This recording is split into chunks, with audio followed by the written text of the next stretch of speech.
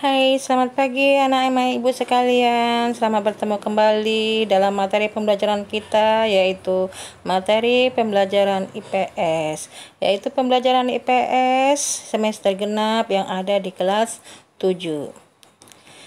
Ya, selamat pagi anak-anak. Sehat semua kan ya, kalian semuanya ya. Insya Allah kalian semuanya dalam keadaan sehat walafiat. Kita mulai saja pembelajaran kita. Kita dengan membacakan doa. Bismillahirrahmanirrahim. Assalamualaikum warahmatullahi wabarakatuh. Anak-anak ibu sekalian. Ya, kita mulai pembelajarannya kita di sini dalam ilmu pengetahuan sosial bersama Ibu. Materi pembelajaran yang ada di kelas 7 di semester genap.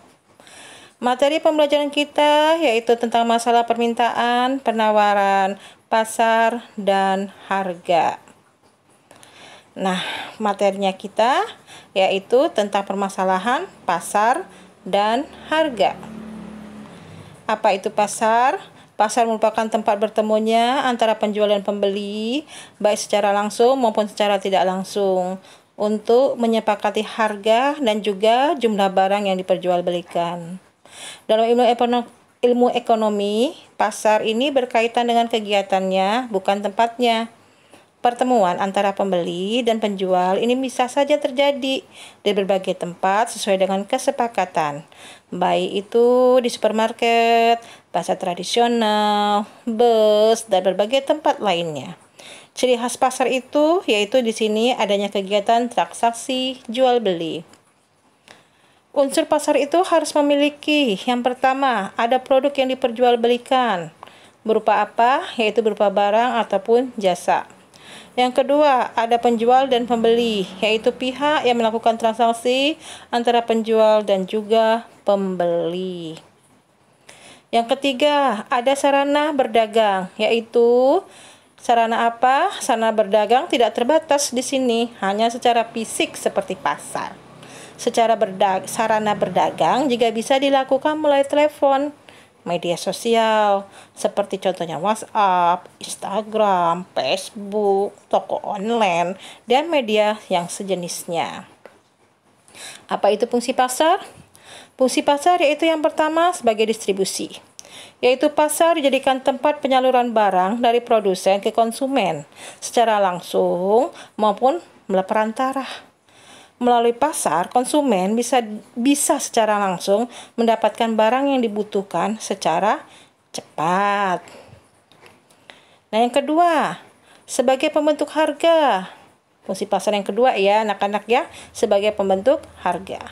Yaitu pasar menjadi tempat terjadinya tawar-menawar harga sebelum penjual dan pembeli melakukan kesepakatan harga. Pembeli biasanya menawarkan harga berdasarkan perhitungan manfaat dan kegunaan dari barang atau jasa tersebut. Sementara itu, penjual menghitung berdasarkan ketentuan yang akan didapatkan dari proses tawar-menawar.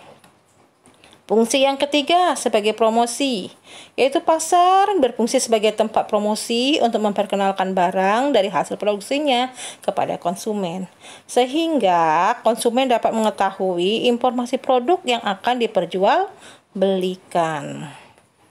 Jenis-jenis pasar, kita lihat di sini. Jenis-jenis pasar itu bisa dibedakan menjadi, yang pertama, pasar menurut wujudnya, itu ada pasar konkret. Pasar konkret itu apa? Yaitu pasar tempat bertemunya pembeli dan penjual untuk melakukan transaksi secara langsung, serta barang yang dijual tersedia di pasar atau pasar ini biasanya dikunjungin. Pasar abstrak, yaitu penjual dan pembeli tidak bertemu secara langsung. Pembeli juga tidak dapat melihat langsung barang yang dijual, tetapi hanya melihat gambar yang ditampilkan dalam sebuah aplikasi. Pasar abstrak ini dikenal sebagai pasar belanja online. Ya, ini sering kita lihat ya. Penjual dan pembeli melakukan komunikasi melalui telepon atau kiriman pesan yang akan diaplikasikan secara online soft. Dan sistem pembayarannya melalui antar rekening atau menggunakan alat yang disediakan oleh aplikasi online shop tersebut. Yang kedua, pasar menurut jenis barangnya. Itu ada yang disebut juga dengan pasar konsumsi. Itu yang pertama. Apa itu pasar konsumsi? Yaitu pasar yang menjual barang-barang konsumsi untuk memenuhi kebutuhan manusia. Contohnya kayak pasar tradisional atau pasar supermarket. Itu namanya pasar konsumsi. Kemudian ada pasar produksi, yaitu pasar yang memperjualbelikan faktor-faktor produksi seperti tenaga kerja, bahan baku, dan juga mesin. Contohnya adalah pasar bahan baku, pulsa kerja, dan pasar modal. Ketiga, pasar menurut luas distribusinya. Itu ada pasar setempat. Apa itu pasar setempat? Yaitu pasar yang mana penjual dan pembelinya hanya dari penduduk setempat. Contohnya pasar ikan, pasar sayur yang ada di desa tersebut. Berikutnya lagi pasar daerah, yaitu pasar yang ada di setiap daerah yang memperjualbelikan barang-barang yang diperlukan penduduk daerah setempat. Kemudian ada pasar nasional, yaitu pasar yang melakukan transaksi jual beli barang meliputi satu negara. Contohnya pasar modal seperti Bursa Efek yang ada di Indonesia. Kalau pasar regional itu yaitu pasar yang melakukan transaksi jual beli barang mencakup satu wilayah, kawasan, atau organisasi tertentu. Contohnya kawasan perdagangan bebas ASEAN atau Asian Free Trade Area. AFTA adalah sebuah persetujuan dari negara-negara ASEAN mengenai sektor produksi lokal di seluruh negara ASEAN. Berikutnya pasar internasional, yaitu pasar yang melakukan transaksi jual beli keperluan masyarakat internasional. Contohnya ada pasar tembakau Bremen di Jerman atau pasar kopi di Santos, Brazil. Kemudian ada pasar menurut struktur organisasinya. Apa aja itu? Yang pertama, pasar persaingan sempurna. Dia memiliki syarat yang pertama, jumlah pembeli dan penjual itu banyak. Yang kedua, barang dan jasa yang diperjualbelikan bersifat homogen. Yang ketiga, penjual dan pembeli bebas keluar masuk pasar. Keempat, informasi pasar bersifat sempurna. Yang kelima, harga terbentuk melalui mekanisme pasar. Berikutnya lagi ada pasar persaingan tidak sempurna. Di antaranya apa saja? Yang pertama ada pasar monopoli, yaitu pasar yang dikuasai oleh seseorang penjual atau produsen. Jadi hanya seorang penjual. Jadi pasar monopoli ini hanya satu penjualnya, sedangkan pembelinya banyak dan harganya ditentukan oleh penjualnya. Contohnya apa? Perusahaan listrik negara atau PLN, KAI atau Kereta Api Indonesia. Berikutnya lagi pasar oligopoli, yaitu pasar yang memiliki beberapa penjual karena modal yang dibutuhkan besar dan sumber dayanya sulit didapat. Contohnya perusahaan mobil dan sepeda motor. Ada pasar monopolistik, yaitu pasar yang memiliki banyak penjual barang yang dijual sejenis, tetapi lebih bervariasi dan terdiferensiasi. Contohnya apa?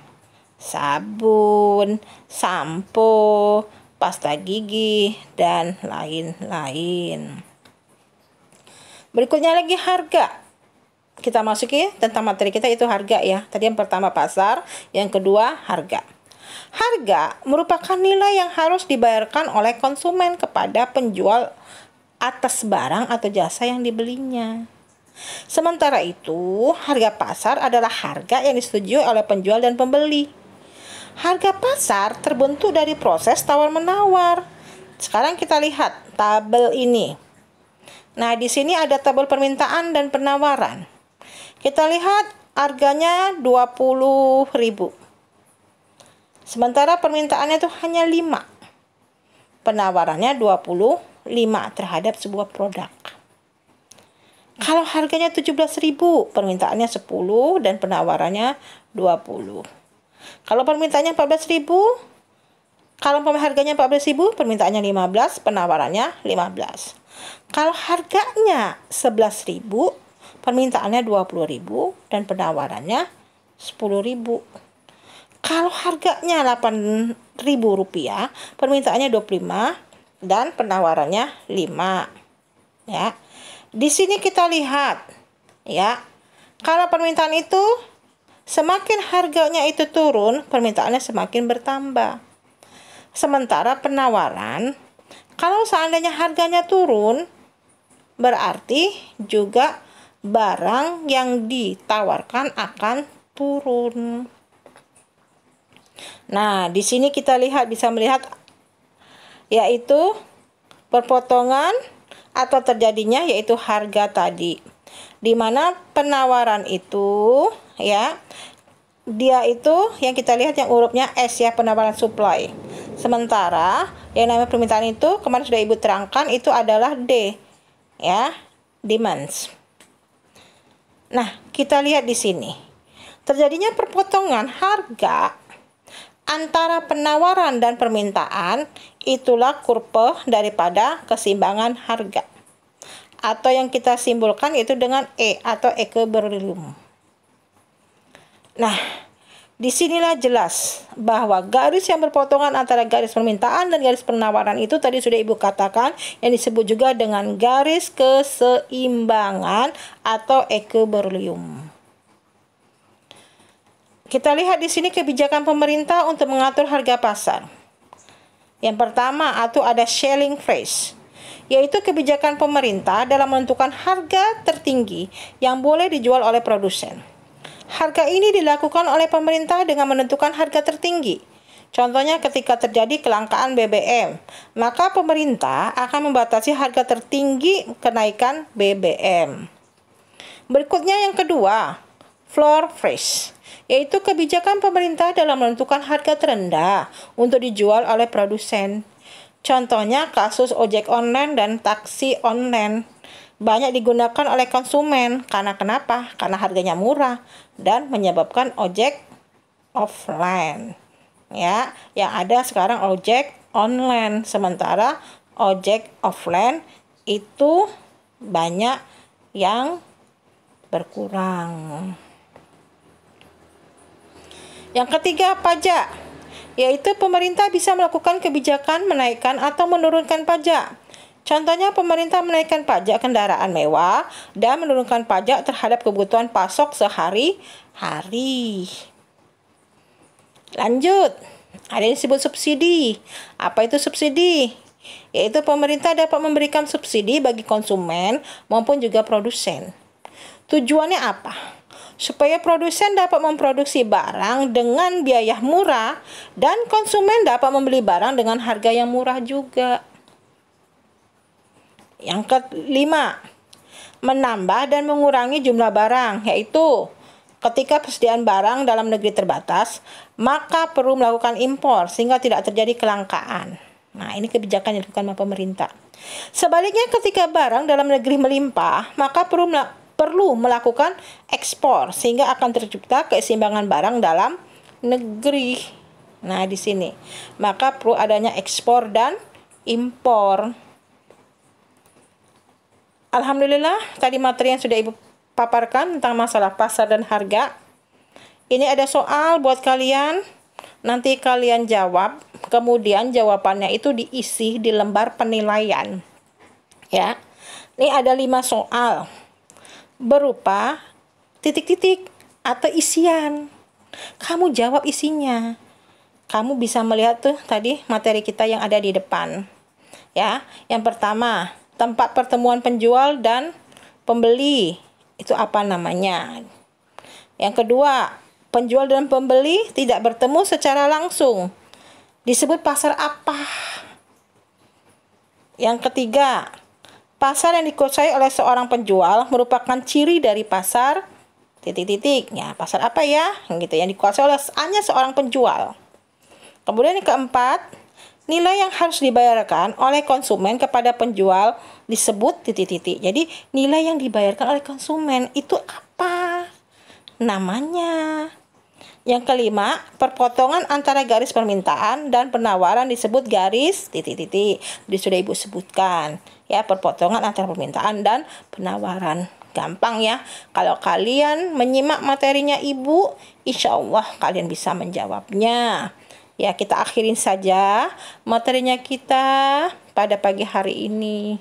Terima kasih anak-anak Ibu sekalian. Semoga kita semua senantiasa diberikan kesehatan dan kita bertemu lagi dalam materi selanjutnya. Wassalamualaikum warahmatullahi wabarakatuh.